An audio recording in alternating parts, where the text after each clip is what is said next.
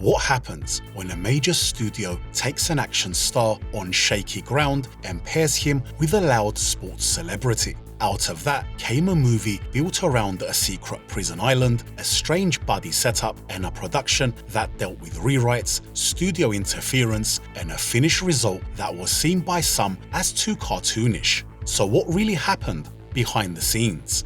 Let's find out. This is the history of Double Team. I kind of like trouble. Their styles are different, very different. Our fans get the glory. The movie began with screenwriter Don Jacoby, who wrote a script originally titled The Colony. In July '95, Sony brought that script for around $1.5 million. Around the same time, Peter Guber formed Mandalay Entertainment and made a deal with Sony's Columbia label, which gave the project a clear path forward as one of Mandalay's early films. Mandalay and One Story Pictures would then finance the movie with a budget that was reportedly around $30 to $35 million, while Sony would handle the distribution of the movie. Jacoby's original version was built around an island off the coast of Greece where agents were imprisoned. Once the project moved further into development, Tsui Hark was brought in to direct and Paul Mones was brought in to work on the screenplay with Jacoby, and the material started shifting into a slightly different version of the same core concept under a new title, Double Team. With the project moving forward, the first big job was the casting. Van Damme got the lead role at a point when he was still seen as bankable, even if his star power was no longer as strong as it used to be. After that, attention turned to Yaz, and that was where the casting took a more unusual turn. NBA star Dennis Rodman got the role, as the film was being used to try and launch him as a movie star. That carried straight into the early marketing. Rodman was pushed heavily alongside Van Damme and received a co-billing, while the role itself leaned into the same loud public image he was already known for.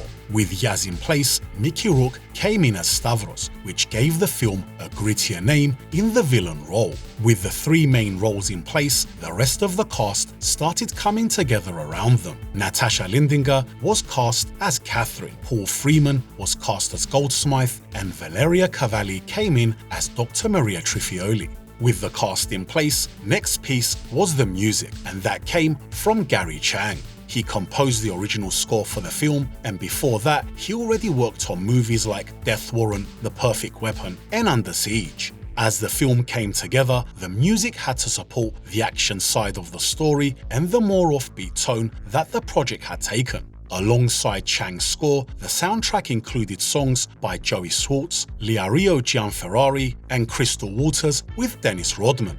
Those tracks included Just a Freak, Rush Hour, Double Delight, and Margarita. But defense wins the game. But against an international conspiracy.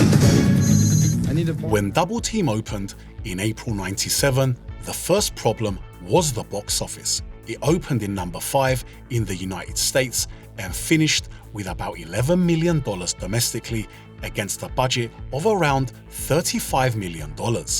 That week's start was followed by mostly negative reviews.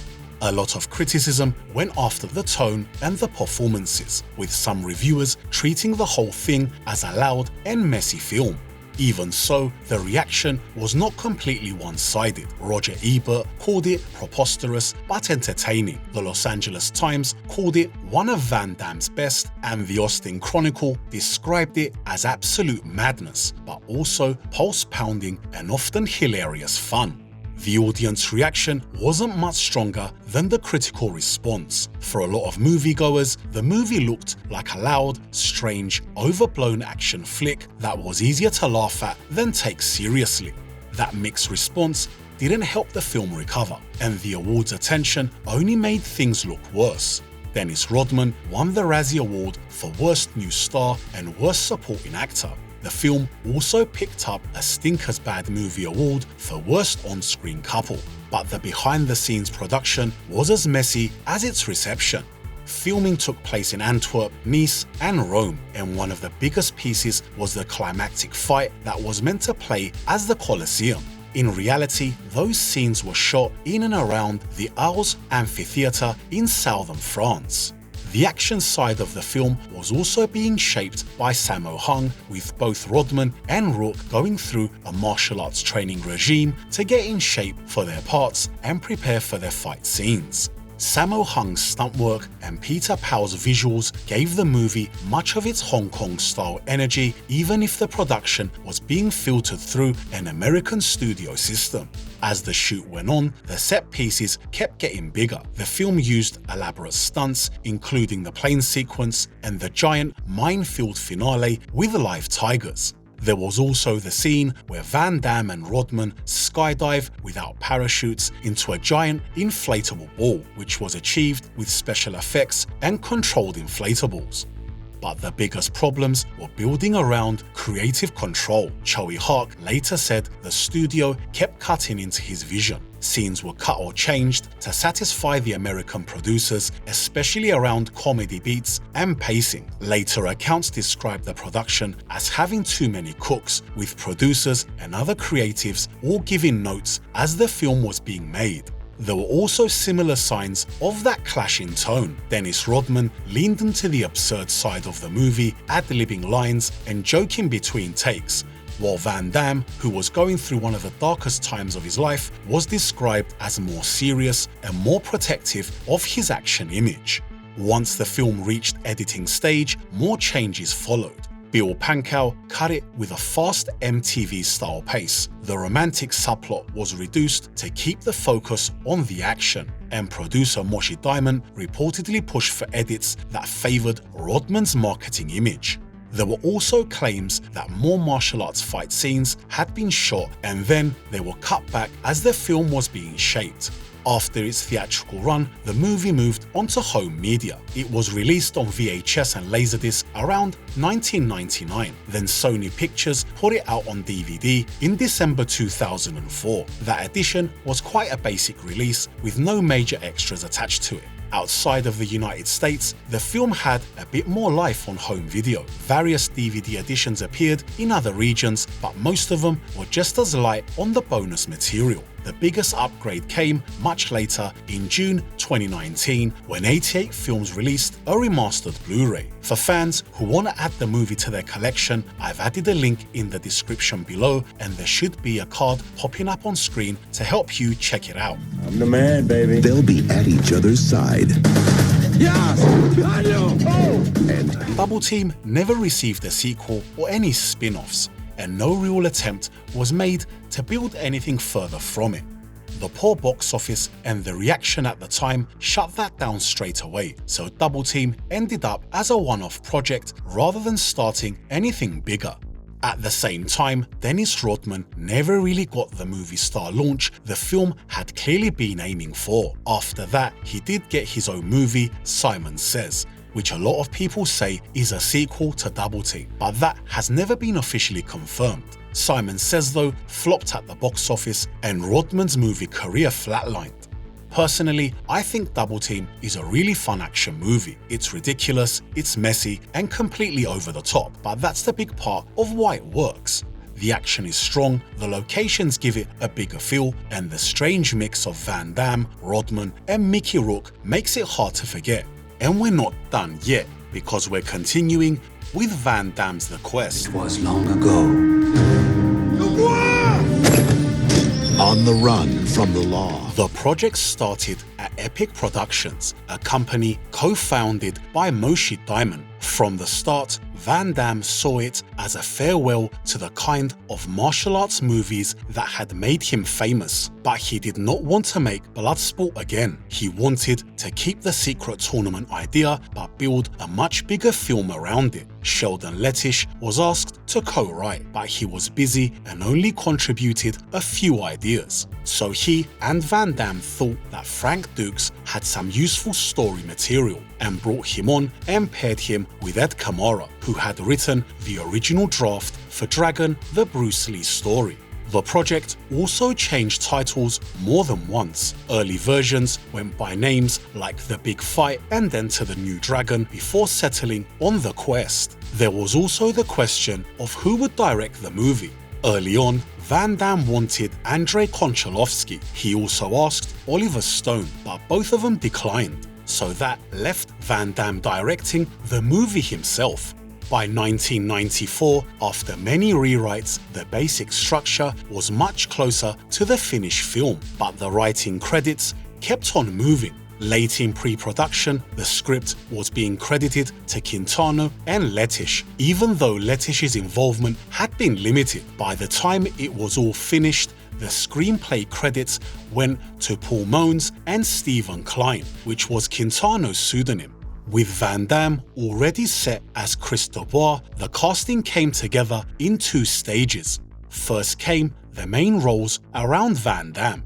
One of the first major additions was Roger Moore. Van Damme wanted him for the role of Edgar Dobbs and pushed hard to get him. Moore accepted, which gave the film its biggest supporting name. The role of Carrie Newton nearly went to Tatum O'Neal, who later said that Van Damme pursued her for the part while they were having a brief romance. When that relationship ended, he changed direction and Janet Gunn got the role instead. After that, the rest of the main cast was filled out, with James Remar coming in as Maxie Devine and Jack McGee as Harry Smythe. Van Damme's son, Chris Van Varenberg, was also cast as young Chris Dubois. Once those parts were set, attention shifted to the tournament fighters. For his final fight, Van Damme chose Adele Kesey, who already played Attila in Lionheart. Peter Malotta, one of Van Damme's regular collaborators, helped Stephen Lambert with the fight choreography and was also cast as the Spanish fighter. But not everyone who was considered ended up taking part. Darren Shalavi was approached at the time but turned the offer down after being told he would have to pay his own airfare and housing. Once the cast was in place, Randy Edelman came on to handle the music. At that point, he was already working closely with Universal and had recently done Dragon: The Bruce Lee Story. That carried over into The Quest. His score leaned into orchestral adventure music, but also worked in with touches and hints of traditional Eastern Asian sound.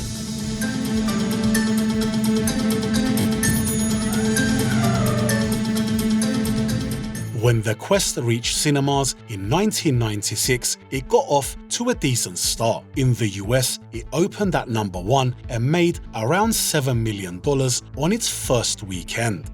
But after that, the momentum faded quickly. The film did not hold on to that strong opening and its domestic run lost steam fast. By the end of its run, it reached around $57 million worldwide. That total gave the film a mixed result. In the United States, it underperformed and did not become the big domestic success Van Damme was hoping for. Overseas though, it did do much better and the film ended up making enough worldwide to count as a commercial success. The reviews though were far less kind. Patrick McGavin at the Chicago Tribune said the film had ambition but felt the fight scenes were staged with a monotony that flattened the material and said the story lacked a clear direct path. Janet Maslin at the New York Times was also unimpressed, saying the one-on-one fights had the symmetry of a video game and treated the film as a crude action adventure.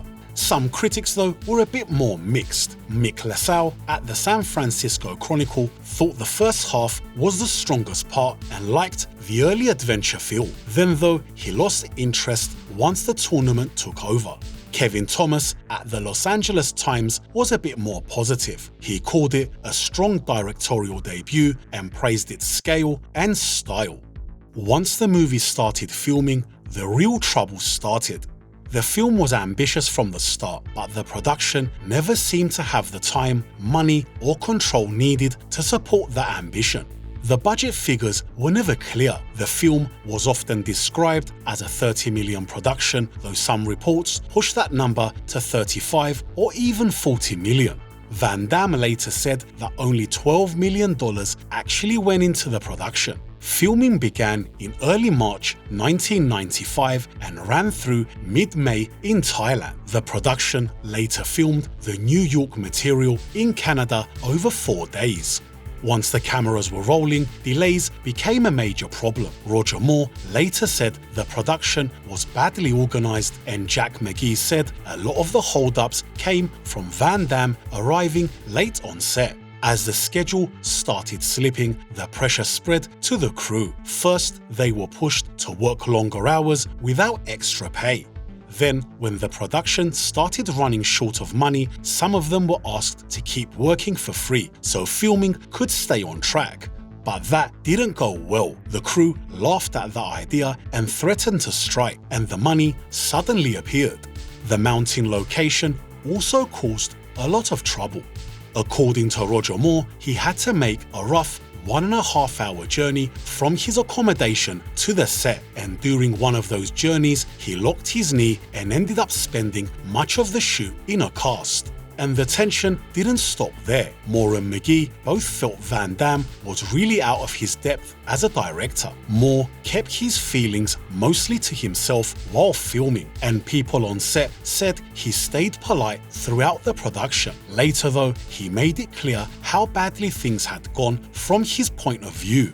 In his autobiography, he said he deeply disliked both Van Damme and Diamond, and away from the set, he even mocked Van Damme by calling him Jean-Claude Venereal Disease. The fight side of the film brought a different set of problems. Stephen Lambert was hired as fight coordinator, even though he and Van Damme already had an incident on the set of Time Cop. That tension kind of carried over into The Quest. When they were working out the ending final fight, Van Damme wanted to finish it with his trademark helicopter kick, but Lambert pushed for a punch combination instead, by telling Van Damme that the audience was getting bored of the same moves. The fighters also caused a lot of problems. The issue was Van Damme kept on promising the fighters that they would get to face him on screen, but he kept on failing to follow through with those promises. For example, when Asdin Nuri was told he would not be featured against Van Damme, he reacted by breaking a table, and all of that was happening while Van Damme was under pressure away from the set too. As it's well documented, in the mid-90s, he was dealing with substance abuse and a marriage that was falling apart, all while trying to direct and star in a film that was clearly too big for the conditions around it. Years later, he described directing The Quest as a total nightmare. He said he was working 7 days a week, sleeping for only a few hours, and getting completely drained by the whole experience. Even after filming ended, that bad feeling carried on. During the promotion of the movie, Roger Moore found out that Van Damme had not given him the above title screen credit he said he had been promised when he signed on. While the film was moving towards its release, Frank Dukes argued that The Quest was really a reworked version of Enter the New Dragon, the script he helped shape earlier. So he took that fight to the Writers Guild of America and won a story credit on the finished film. But he wasn't happy with that, so Dukes decided to sue Van Damme, saying he had not been fully paid for his work and that promises made during the project had not been honored. The case dragged on well beyond the film's release and finally reached a jury trial in 1998. In the end, the jury ruled in Van Damme's favor. Dukes later tried more than once to get a new trial, but those requests were denied.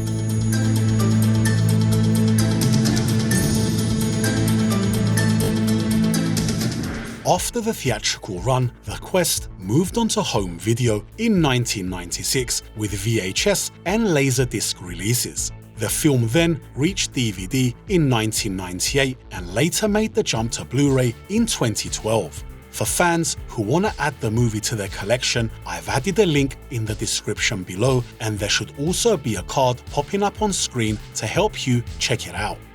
So The Quest did not become the huge triumph it wanted to be. It didn't lead to any direct sequels or spin-off films, even though Van Damme's production company floated the idea for a sequel. Nothing actually came from it. Over time though, the film has found a loyal audience. It never reached the level of Van Damme's earlier films, but fans held on to the tournament structure. next time we take a look at another classic movie. Until then, why don't you check out our previous video on exit rules. Thanks for watching, please like, subscribe, and I'll see you in the next one.